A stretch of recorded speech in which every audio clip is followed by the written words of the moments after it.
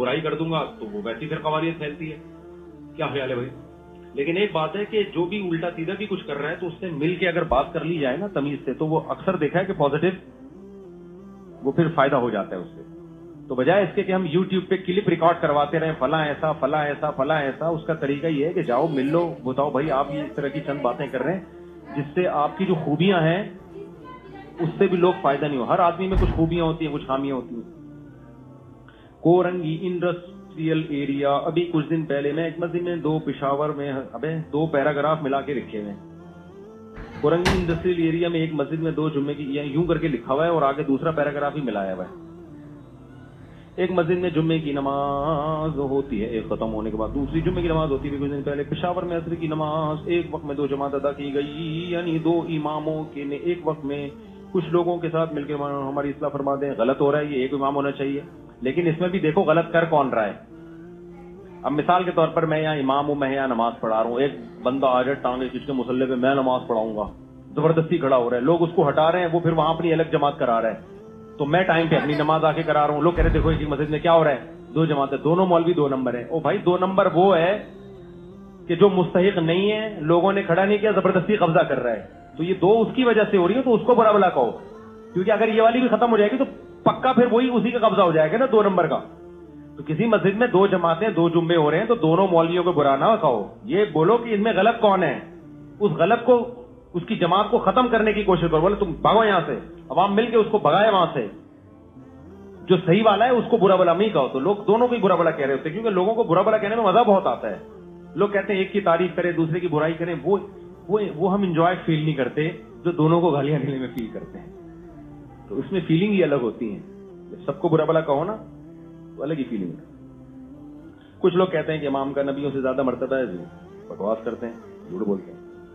مفتی صاحب, اگر آپ سے بچوں کی شادی میں نکاح پڑھوانا ہو تو کس سے رابطہ کریں؟ یہاں نمبر دیا ہوا ہے لیکن اس کے اصول اور ضابطے ہیں. میں نکاح پڑھانے کہیں اور نہیں جاتا, جس نے ہم سے عقیدت محبت میں نکاح پڑھوانا ہے ادھر آئے ہماری مسجد میں, یہاں پڑھائیں گے ہم اس کا نکاح. کہیں اور نکاح پڑھانے تجربوں سے میں نے ثابت کیا ہے, گھنٹے لگ گئے, ہال میں چڑھے ہوئے بیٹھے ہوئے ہیں, دولہا بیوٹی پارلر میں اس کی سروس ہو رہی ہے, اس کے نتنے صاف ہو رہے ہیں, ہم یہاں بیٹھے ہوئے ہیں, تیزاب سے دھلوایا جا رہا ہے اس کو. ہم پاگل ہیں, شادی تمہاری, اور اتنا تو ہمیں اپنی شادی میں ٹائم نہیں لگا تھا بھائی. تو 20 پھر سیکیورٹی کے مسائل دیکھو, پھر 1 گھنٹہ جانے میں 1 گھنٹہ آنے میں, ہم تو پاگل ہیں کیا؟ ہمارے دوسرے دنیا میں کوئی کام نہیں ہے بھائی. تو پھر لوگ کہتے ہیں حضرت مجھے آپ سے اتنی محبت ہے, میں آپ تو بچپن سے میری خواہش تھی آپ سے نکاح پڑھواؤں گا, میں نے پلیز آ جائیں. عقیدت تجھے ہے, قربانی مجھ سے لے رہا ہے تو میں کہتا ہوں آپ کو مجھ سے اتنی محبت ہے, میں دل سے قدر کرتا ہوں, آپ اس محبت میں قربانی یہ دیں کہ ہماری مسجد میں آ کے مجھ سے نکاح پڑھوا لیں. سمجھ رہے ہو؟ یہ قربانی میں صرف آپ کے لیے دینے کے لیے تیار ہوں. ٹائم تو میرا اس میں بھی لگتا ہے, اس میں بھی میرا ٹائم لگتا ہے, لیکن میں آپ کے لیے کیا کروں گا یہ قربان. اور میں تو فیس کا بھی ایسا مسئلہ, وہ جو ہمارا بندہ فیس لیتا ہے نا, اس کو بھی میں نے بولا ہوا ہے بھائی کوئی دولہا بولے میرے پاس پیسے نہیں ہے, نہ لے فیس اس سے یار. فیسیں بھی کیا کیا پکڑا رہے ہوتے ہیں, گٹکا نہیں آتا اس فیس میں. بعض لوگ ایسی چیزیں لا کے دے رہے ہوتے ہیں, میں کہتا تو گٹکا خرید کے دولہا کو واپس کر دو. بولا یار گٹکا لے جانا بیگم کے لیے, تو کہیں گے وہ یہ سمجھے کہ جی یہاں اس لیے کہ جی وہ, تو اس لیے عقیدت محبت ہے نا آپ کو, تو آپ کیا کریں, ادھر آ جائیں. میں نہیں کہہ رہا سارے ایسے گٹکے کی فیسیں دیتے ہیں, صحیح فیسیں بھی دے رہے ہوتے ہیں, کیونکہ جنہوں نے دیے وہ بولیں گے ہم نے تو صحیح دی تھی. لیکن بتا رہا ہوں کہ وہ جو نہیں دے ہم تو اس کو بولتے ہیں نہیں دو فیس, نہیں, اب پھر تحقیق بھی نہیں کرتے ہم. میں نے اس کو ولید کو یہ بولا ہوا ہے کہ اگر کوئی کہے نا میرے پاس پیسے نہیں ہیں تو اس کی وجہ سے نکاح ڈیلے نہ کرو اس کا, اور تحقیق بھی نہ کرو. بعض دفعہ کہ بھائی تو نے آئی فون کہاں سے آ گیا تیرے پاس نکاح کے پیسے نہیں. تو میں نے کہا منہ سے بول دے نہیں ہے تو بس ہم نے کیا کہنا ہے, نہیں ہے. نکاح پڑھانا ہے ہم نے, ہم تو نکاح کو پروموٹ کر رہے ہیں, اس میں ہم فیس کی وجہ سے اس کا نکاح ڈیلے کر دیں تو بیوقوفوں والی بات ہو گئی نا. منہ سے بول رہا ہے نہیں ہے, بھاڑ میں جائے یار, نہیں ہے, چلا شادی کر تو. وہ کہہ رہا ہے آدھی فیس دے سکتا ہوں, تو آدھی دے دے. اب سوال پیدا ہوتا ہے پھر فری میں ہی پڑھانا شروع کر دو نا. تو فری میں پڑھانے میں ٹینشن ہے. وہ جو بندے ہم نے رکھے ہوئے ہیں نا, جو 4 فارم فل کر رہے ہوتے ہیں اور پھر اس کی رجسٹریشن ہے, تو وہ فری والے کام صحیح نہیں ہوتے. پھر یہاں لائن اتنی لگ جائے گی لوگوں کی, پورے کراچی کو جب پتا چلے گا ادھر فری پھوکٹ میں کوئی نکاح کی فیس ہی نہیں ہے, تو ہم سارے بیان چھوڑ کے نکاح ہی پڑھا رہے ہوں گے لوگوں کے بیٹھ کے, اور کوئی کام ہی نہیں ہوگا ہمارا.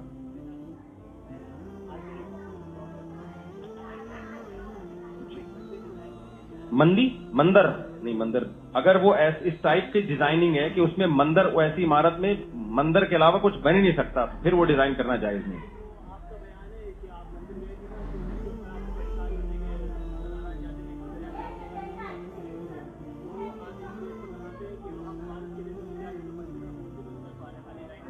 بھائی لائنیں تو ایسی لگا کے دے رہے مطلق عمارت کی لائنیں لگا کے دو تو یہ گناہ میں تعاون نہیں ہے. ٹھیک ہے نا, کوئی بھی عمارت بنا دو پھر وہ چاہے مندر بنانا بھی جائز ہے اگر وہ ایسی عمارت بنا کے دی جائے جو مندر کے علاوہ بھی کسی چیز میں استعمال ہو سکتی ہو. پھر اگر آپ وہ عمارت بنا کے دیں گے تو اس میں بتوں کی عبادت کرنا ان کا اپنا عمل ہے. اس کی مثال ہے آپ نے کسی کو گھر بنا کے دیا, اب آپ وہ گھر ہندو کو بیچ رہے ہیں, حالانکہ آپ کو پتا ہے ہندو وہاں مورتی لا کے رکھیں گے لیکن یہ اس کا اپنا عمل ہے. آپ نے کچھ اس طرح سے ڈیزائن نہیں کیا کہ اس میں مورتیاں ہی ایڈجسٹ ہوں تو گھر بنا دیا. تو ایسے ہی ہندو اگر مندر بنواتا ہے تو وہ اپنے لیے مندر بنا رہا ہے, آپ ایک بلڈنگ بنا کے دے رہے ہو اس کو, آگے اس میں بت لا کے رکھے یا اس میں نماز پڑھے وہ اس کا ہیڈک ہے. یہ گناہ میں تعاون نہیں کہلائے گا. گناہ میں تعاون جب کہلائے گا جب آپ ایسی عمارت ڈیزائن کر رہے ہو جو مندر ہی کے کام آ سکتی ہے, کسی اور کام میں نہیں. اس کی مثال ایسے آپ کسی کو چاقو بیچ دیتے ہیں نا, اب کو لوگ اسے ڈکیتیاں بھی تو کرتے ہیں, تو آپ نے تو چاقو بنا کے دیا ہے, وہ جانور بھی ذبح ہو سکتا ہے, بندہ بھی ذبح ہو سکتا ہے. لوگ اسلحے کا کاروبار کر رہے ہیں تو کیا یہ حرام ہے؟ آگے کوئی اس کو ذاتی اس میں استعمال کرتا ہے اس کا اپنا عمل ہے. تو آپ گھر بناتے ہیں, آپ کوئی بھی عمارت بناتے ہیں, اگر وہ ایسی عمارت ہے کہ وہ مندر کے علاوہ 20 کام میں استعمال ہو سکتی ہے پھر ہندو کا اس میں مندر بنانا وہ اس کا اپنا ذاتی عمل ہے. لیکن اگر آپ ایسا گھر بناتے ہیں جو مندر ہی میں استعمال ہو سکتا ہے یا ایسا نقشہ ڈیزائن کرتے ہیں جو صرف مندر ہی کا ہے, یہ گناہ میں تعاون ہے, پھر یہ جائز نہیں ہے. اور میرا جو مندر جانا ہے وہ گناہ میں تعاون کے لیے جانا نہیں ہے کہ میں ہندوؤں کو اپریشیٹ کرنے کے لیے گیا ہوں, ماشاءاللہ زبردست عبادت ہو رہی ہے, ویل ڈن, اور بھی کرو. ہم تو نیکی میں تعاون کے لیے گئے ہیں. نیکی کیا ہے؟ نیکی یہ ہے کہ ہندوستان میں مسلمانوں پہ ظلم رکوایا جائے, وہاں مسجدوں کو محفوظ بنایا جائے. اس نیکی میں تعاون کے لیے میں نے مندر لے جا کے ہندوؤں کو دکھایا, دیکھو تمہارے مندر یہاں کتنے محفوظ ہیں, تو ہماری مسجدیں بھی وہاں کیا ہونی چاہیے؟ محفوظ. اور واقعی محفوظ ہیں. کتنے ہندوؤں کے کمنٹس آئے کہ تو ہمیں تو آج پتہ چلا کہ پاکستان میں اتنے سارے مندر ہیں اور ہندو اتنے مزے سے عبادت کرتے ہیں, کوئی روکنے والا نہیں ہے. کبھی کسی کو نے روکا ہندو کو عبادت کرنے سے؟ تو یہ اتنی بڑی نیکی ہے جو مندر میں جا کے ہو رہی ہے.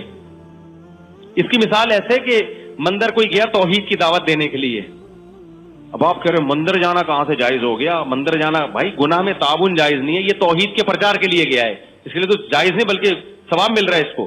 تو جانا بذات خود نہ حلال ہے نہ حرام ہے, یہ دیکھا جائے گا آپ کس کام کے لیے جا رہے ہیں اندر. ویسے بھی غیر مسلموں کی عبادت گاہوں میں ویسے جانا بھی جائز ہے. میری پیش نظر تو ایک حکمت تھی, وہ حکمت نہ بھی ہوتی میں ویسے ہی گھومنے کے لیے بھی جاتا تو بھی حرام نہیں تھا. ابے کیا ہو گیا؟ اگر کوئی جا رہا ہے چرچ دیکھنے کے لیے کہ دیکھو اندر سے کیسا ہوتا ہے, تو یہ گناہ میں تعاون تھوڑی ہے, وہ ویسے ہی دیکھنے جا رہا ہے. تو مندر جا رہا ہے تو ویسے ہی دیکھنے جا رہا ہے, بلا وجہ نہ جائے. خامخواہ میں بتوں کی محبت پیدا ہوگی اس کے دل میں, اس کو منع کیا جائے گا, ایک دفعہ چلا گیا دیکھ لیا نا, بار بار روزانہ وہیں جا کے چائے کیوں پی رہے تو ٹھیک ہے نا, اس لحاظ سے تو اس کو منع کیا جائے گا.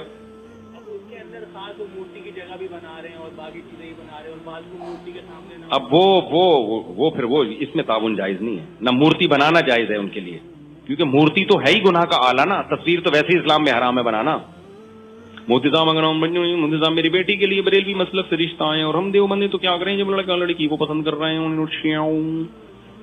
وہی مسلکوں کے نام لے کے پوچھتے ہو بھائی, نام لے کے نہ پوچھا کرو نا. میں پھر کچھ بولوں گا پھر وہ کچھ بولیں گے, پھر میں کچھ میں نے تو خود بریلوی میں شادی کی تھی, آپ کو بتایا تھا, گرین چینل میں شادی ہوئی. نابالغ بچوں کا نماز سے پہلے وضو کرنا ضروری ہے. نابالغ بچوں کے لیے کچھ بھی ضروری نہیں ہے, بڑوں کو چاہیے ان کو وضو کرا دیں, ورنہ ابھی وضو کے بغیر نماز پڑھیں گے تو پتہ نہیں کب جا کے وضو کرنا ہو سکتا ہے. ایسے ہی 20 سال تک پڑھتے رہیں کہ جب پہلے ہو گئی تھی تو اب بھی ہو جاتی ہے. اس لیے بڑوں کی ذمہ داری ہے کہ ان کو وضو کروائے, ورنہ نابالغ بچے پہ تو نماز ہی نہیں ہے تو وضو کہاں سے ہو گئی. بچے رات میں پیشاب کرے تو ان کا نماز پڑھنے کے لیے نہانا ضروری ہے؟ نہیں بھائی, جتنا حصہ گیلا ہوا ہے اس کو اتنا دھو دیا جائے, وہ بھی ان کو عادت ڈالنے کے لیے. اور ویسے بھی گندگی ہے, وہ پیشاب آپ کے بھی تو لگے گا اگر اس کو نہیں دھلاؤ گے. کیا اسکول میں پڑھانا جائز ہے چھوٹے بچوں کو؟ جائز تو ہے اگر کوئی گناہ نہیں سیکھ رہے وہاں جا کے, لیکن چھوٹے بچوں کو کچھ بھی نہ پڑھاؤ, کھیلنے دو خدا کے لیے. بچوں پہ دماغ پہ بوجھ نہ ڈالو, ان کو کھیلنے دو. اس سے پہلے بچے کا دماغ پورا مکمل ہونے دو. بچہ جتنا آزاد ماحول میں ٹائم گزارتا ہے مینٹل گرو اس کی اتنی زیادہ ہوتی ہے. بس بدتمیزی نہ کرنے دو اس کو, بڑوں کے ساتھ تمیز سکھاؤ اس کو, باقی اس کو بولو انجوائے کرے. ہم نے ایسا پیارا بچپن گزارا ہے یار, اتنا مزے کا بچپن, کیا کچھ شرارتیں ہم نے نہیں کی ہیں بچپن میں. اگر ہمارے ماں باپ اتنے موٹے موٹے بستے لگا کے ہمیں صبح صبح بچہ جا رہا ہوتا ہے, دوپہر اسکول, پھر اس کے بعد ٹیوشن, پھر اس کے بعد پھر قاری صاحب آ رہے ہیں, پھر وہ بچہ تو ٹھٹر کے کیا ہو جائے گا. اس کے کچھ بچے میں اتنی سیکھنے کی صلاحیت ہوتی ہے نا, اس کو اپنی فطری صلاحیتوں سے سیکھنے دو, کوئی فیوچر تباہ نہیں ہوگا. اصل پڑھنے کی عمر تو 7-8 سال 9 سال کے بعد جا کے پھر تھوڑا تھوڑا اس کو سکھا والی بات آتا ہے, ABCD ویڈی سکھا دو اس کو تھوڑا. جیسے بڑا ہوگا نا تو وہ بہت جلدی کور کر لے گا. اور بچپن میں سیکھنے میں جو کام بڑے ہو کر 1 سال میں ہوتا ہے, بچپن میں 6-7 سال لگ جاتے ہیں اس کے میں, 6-7 سال لگ جاتے ہیں. اور وہ ٹھٹر کے بیچارہ کیا ہوتا ہے, بچوں کو سونے دو دبا کے.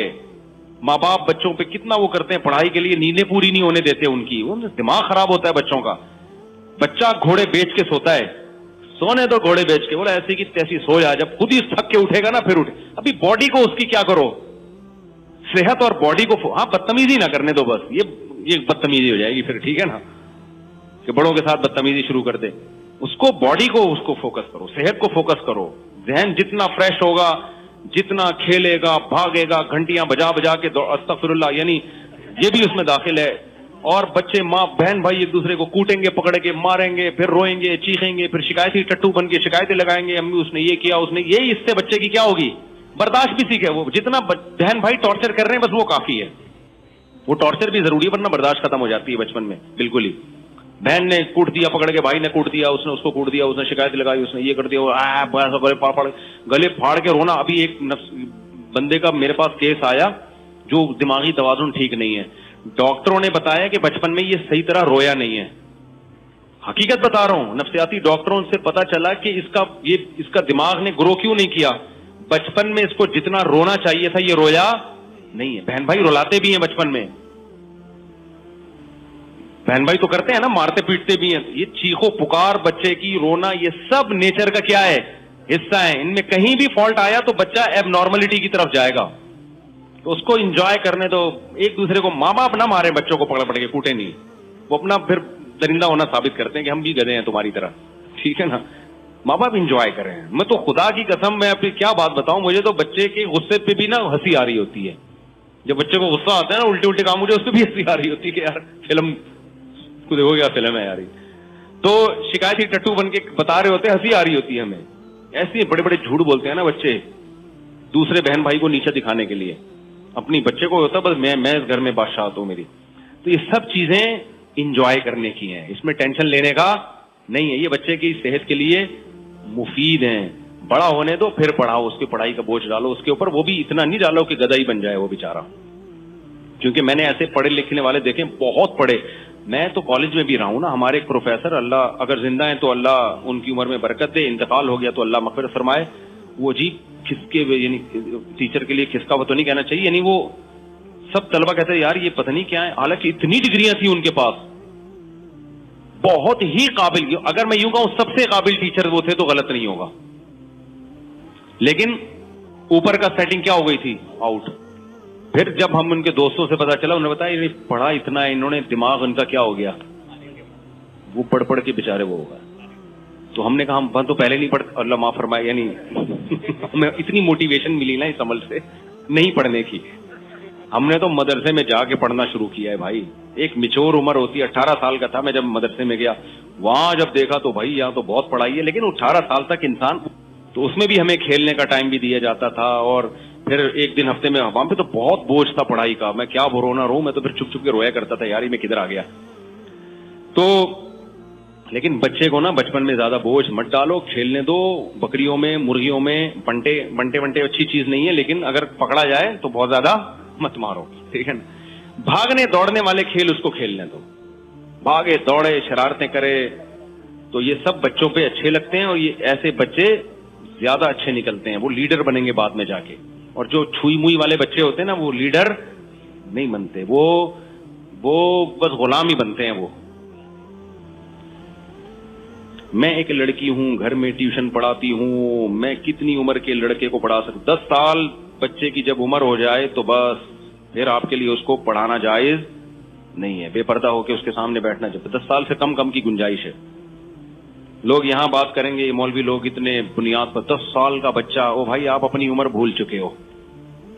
انسان جب 10 سال کا ہوتا ہے نا اس میں بھرپور خواہشات پیدا ہو چکی, بالغ نہیں ہوتا وہ, لیکن خواہشات بھرپور طریقے سے پیدا ہو چکی ہوتی ہیں. اور اسی عمر میں لڑکے بگڑتے ہیں, 9-10 سال کی عمر میں, جن کو ہومو سیکسولیٹی کی عادت پڑتی ہے, محرم رشتوں سے سیکس کی عادت پڑتی ہے, اور زنا کی طرف جاتے ہیں. ماں باپ کی طرف سے روک ٹوک نہیں ہوتی, احتیاطیں نہیں ہوتی. تو جس کی بھی آپ ہسٹری میں جاؤ گے نا, وہ بتائے گا کہ میں 9-10 سال کی عمر میں بگڑنا شروع ہوا تھا. یہ کہتی ہے کہ 10 سال کا جب بچہ ہو تو بستر اس کا الگ کر دو.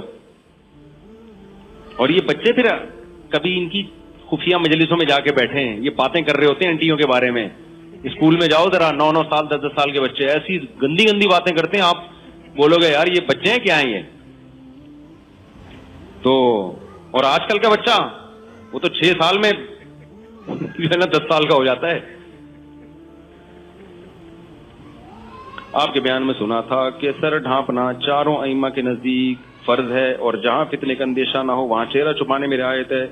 گھر میں خاندان میں اس کا ماحول نہیں ہے تو کیا مجھے سر ڈھانپنا شروع کر دینا چاہیے؟ جی کرنا چاہیے, اور چہرہ بھی چھپانا چاہیے. چہرہ چھپانا میں نے ان فنکاراؤں اداکاراؤں کے لیے گنجائش کی بات کی ہے جو بالکل پردہ نہیں کرتی, تو چلو some thing is better than nothing, کہ اسکارف ہی لے لیں. لیکن نارملی ایک اصل میں تو چہرے ہی فتنے کا سب سے بڑا ذریعہ ہے. جتنے فتنے ہو رہے ہیں چہروں سے. ابھی ایک میں واقعہ سناتا ہوں. ہمارا گارڈ ہے, گاؤں سے آیا ہے, اس نے اپنے گاؤں کا واقعہ سنایا. اس نے کہا آپ بیان میں بتائیں یہ واقعہ. شمس ہے نا ہمارا گارڈ, اس نے واقعہ سنایا. ان کے گاؤں میں, حالانکہ گاؤں دیہاتوں میں بڑا سخت پردہ ہوتا ہے, ان کے گاؤں میں ایک بندے نے شادی کی ہے, اپنی بیوی کو پردہ نہیں کراتا تھا, وہ اپنے دوست کے سامنے لے آتا تھا. دوست عاشق ہو گیا اس کی خوبصورت بیوی پہ. یہ عشق اتنی ڈینجرس چیز ہے نا, بڑے بڑے جرائم جب یہ چڑھتا ہے نا دماغ پہ, وہ لبرل بن کے نا, براڈ مائنڈیڈ بن کے کہ یار کوئی بات نہیں ہے, تو میرا دوست ہے, بہن کو بھی بھابھی بھابھی کر رہا ہے, اور اندر سے بھابھی کے لیے عشق کے جذبات دل میں پیدا. وہ لڑکی نیک تھی, وہ اس کو پتا تھا میں اس کو نہیں ایسے پٹا سکتا. کیا پلان بنایا اس نے کہ یار اگر یہ بیوہ ہو جائے نا تو میں ایک بیوہ کو سہارا دینے کی نیت سے اس سے شادی کروں گا, رشتہ بھی مل جائے گا, لوگ بھی مجھے کیا کریں گے. دوست کے قتل کا پلان بنایا. اس کو کہیں تنہائی میں, دونوں اتنی گہری دوستی بچپن کی کہ وہ کہہ رہے ہیں کوئی شک ہی نہیں کر رہا کہ یہ قتل کر سکتا ہے. دریا کے کنارے گئے اور دھکا دے کے اس کو دریا میں گرا دیا. گم ہو کے, کوئی دیکھنے والا کوئی تھا نہیں. پولیس تلاش کر رہی ہے, اس کے گھر والوں سے پوچھ رہی ہے تمہیں کسی پہ شک ہے؟ وہ کہہ رہے ہیں کس پہ کوئی ہے ہی نہیں دشمنی بھائی. اور دوست بھی جناب انکوائری میں صاف صاف. پولیس آپ کو پتا ہے اتنی ہلکی نہیں ہوتی جتنی ہم سمجھتے ہیں پولیس کو. پولیس نے کہا بھائی پوری انکوائری کی تو اس کے ساتھ نکلا تھا. رشتہ دار کہہ رہے بھائی یہ ہو نہیں سکتا, یہ بچپن کا دوست ہے, بڑا قریبی ہے, لیکن یہ عشق کا بھوت نا, قابیل نے حابیل کو نہیں قتل کر دیا تھا اپنے بھائی کو, بہت خطرناک بھوت ہے. تو انکوائری کی وہ, کیونکہ لاش غائب ہے, پتہ ہی نہیں چل رہا بھائی بندے کو مار کے پھینکا کدھر ہے. تلاش چھاپے لگ رہے ہیں, پولیس انکوائری کر رہی ہے, انویسٹیگیشن آفیسرز آ رہے ہیں, نہیں پتہ چل رہا. پولیس نے بولا کہ بھائی, پولیس کو شک ہوا کہ بھائی ہمیں تو لگتا ہے یہی بندہ ہے. پھر جب پوری انکوائری ہوئی نا, تو پھر جب اس کو اٹھایا ہے تو نتیجہ یہی نکلا, ثابت یہی ہوا, اس نے اقرار کیا پھر کہ لے کر گیا ہے اور دھکا دیا. پھر دریا سے اس کی لاش نکلی کہیں دور جا کے. تو یہ ہے کس کا نتیجہ؟ بے پردگی کا نتیجہ, براڈ مائنڈیڈ بننے کا نتیجہ. تو اس کا پتا چلا جی اس کو عشق ہو گیا تھا, وہ آ کے بیٹھتی تھی, ہنس ہنس کے باتیں ہوتی تھی, وہ اتنا پاگل ہو گیا اس کے اوپر, تو اس کے خیال آیا کہ یار اس کو کسی طرح ختم کرو. بیوہ سے شادی ہوگی, لوگ بھی تعریف کریں گے, اور دوست کی بیوہ سے دوست ہی شادی کر سکتا ہے بھائی. تو بھائی کا, دوست کا قتل کر دیا. تو وہ مجھے آگے کہہ رہا تھا کہ یہ ہمارے گاؤں میں بے پردگی آہستہ آہستہ بڑھ رہی ہے. لوگ اس کو کہہ رہے ہیں براڈ مائنڈیڈ, اور بہن بنا کے نا آپ دیکھ رہے ہوتے ہیں اس کو. تو پردے کو پروموٹ کرو بھائی, فتنہ نہیں ہوگا. اور آپ یورپ اور امریکہ کو نا دیکھو, ان کے ہاں اس چیز کو انہوں نے فتنہ سمجھنا ہی چھوڑ دیا ہے. ٹھیک ہے نا, فتنہ سمجھنا ہی چھوڑ دیا ہے. اچھا, پردے میں ایک بڑا فائدہ یہ بھی ہے کہ جب لوگ شادی کرتے تھے اپنی بیوی کو چھپاتے تھے, تو بعض دفعہ بدصورت عورت سے بھی لوگ شادی کر لیتے تھے, کیونکہ فیس بک پہ تو ڈالنا نہیں ہے اس کو. صحیح ہے نا, دنیا کو دکھانا نہیں ہے. آپ کا دل کسی پہ آ گیا, بعض دفعہ وہ اٹریکٹو دوسروں کے لیے نہیں ہوتی, آپ کے لیے ہوتی ہے وہ. کسی بیوہ پہ دل آ گیا, کسی بھاری بھرکم عورت پہ, یہ ہوتا ہے, یہ مرد کے ساتھ ہوتا ہی ہے. کوئی اور مصلحت ہے تو پردے میں تھی, پردے میں رخصت ہو کے گھر آ گئی, آپ کے دوستوں نے نہیں دیکھی, کوئی تبصرہ نہیں کرے گا. اب بعض دفعہ مرد کا نکاح دل چاہ رہا ہوتا ہے میں یہاں شادی کروں, اس کو پسند آ رہی ہوتی ہے, لیکن وہ فیس بک اور سوشل میڈیا کے معیار کی اس کی بیوٹی نہیں ہوتی, وہ انکار کر دیتا ہے کہ جب میری دلہن کے ساتھ تصویریں جائیں گی, میرا قد چھوٹا دلہن کا قد لمبا, میرا قد لمبا دلہن کا قد چھوٹا, تو یہ پیر اچھا نہیں لگے گا, دوستوں کے لائکس کم آئیں گے. اچھے بھلے رشتوں کا انکار کرتا ہے آدمی. تو پردے میں اللہ نے عورت کا بڑا فائدہ رکھا ہے. بھائی تیری بیوی تجھے پسند ہے, تو کیوں دوستوں کو دکھا رہا ہے؟ برقع پہنا, اس کو اپنے گھر میں لا کے اپنی عزت کو اپنے گھر میں بٹھا. تجھے پتا ہے, تیری بیوی کو پتا ہے کون کیسا ہے, چھوڑ دے اس بحث کو. اور باپ وغیرہ جو ہے نا, جن سے پردہ نہیں ہے عورت کا, سسر سے, ان کو اس میں دلچسپی نہیں ہوتی زیادہ. وہ تو گھر کی بہو ہے, تو وہ تو پھر بہو جب بن گئی تو پھر تو ان کی عزت ہے نا, وہ دوستوں کے لیے کیا ہے, وہ تبصرہ کر رہے ہوتے ہیں دوست. تو اس لیے بھائی یہ پردے میں اللہ نے عورت کا بھی فائدہ رکھا ہے, مرد کا بھی فائدہ رکھا ہے, آپ کی بیٹیوں کا بھی فائدہ ہے. آپ کی بچیوں میں ساری تھوڑی خوبصورت ہوں گی, لیکن جب آپ کی بچی سے کوئی شادی کر کے اس کو فیس بک پہ ڈالے گا, آپ کو پتا ہے, تو پھر وہ آپ کی بچی اگر تھوڑی سی بھی شکل دبی ہوئی ہے, وہ اس سے شادی نہیں کرے گا, کیونکہ دوست پوچھیں گے ہماری والی دیکھ لی, اپنی والی کیوں نہیں دکھا رہا, تو وہ کہے گا یار وہ دکھانے کے قابل نہیں ہے, ٹھیک ہے نا, مجھے